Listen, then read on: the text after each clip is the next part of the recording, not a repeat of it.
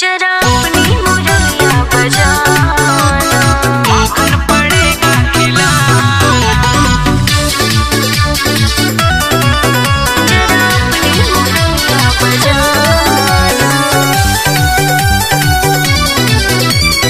माखन पड़ेगा खिलाना।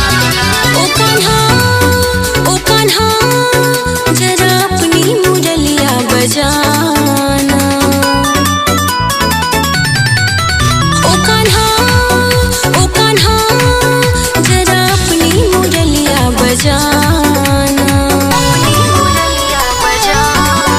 मैं जो मुरली का छेड़ू तराना तुझे माखन पड़ेगा खिलाना। मैं जो मुरली का छेड़ू तराना तुझे माखन पड़ेगा खिलाना, माखन पड़ेगा खिलाना।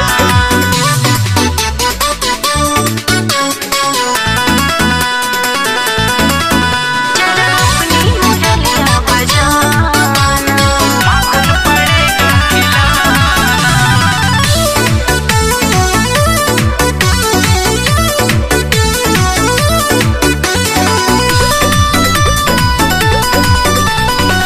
यमुना के तीरे तान भरते हो, मैं जो कहती हूँ तंग करते हो।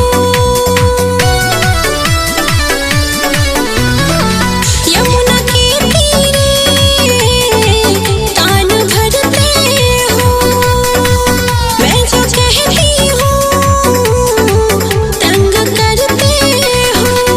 प्यारी नदिया के संग मेरी पहली पसंद, जाके मुरली बजाऊं काहे करूं तुम्हें तंग। काहे करते हो हमसे बहाना, मैं जो मुरली का छेड़ू तराना तुझे माखन पड़ेगा खिलाना। मैं जो मुरली का छेड़ू तराना तुझे माखन पड़ेगा खिलाना, माखन पड़ेगा खिलाना, माखन पड़ेगा खिलाना। जरा अपनी मुरलिया बजाना, माखन पड़ेगा खिलाना। मेरे कहने से ना बजाओगी, रूठ जाऊंगी फिर मनाओगी। मेरे कहने से ना बजाओगी, रूठ जाऊंगी फिर मनाओगी।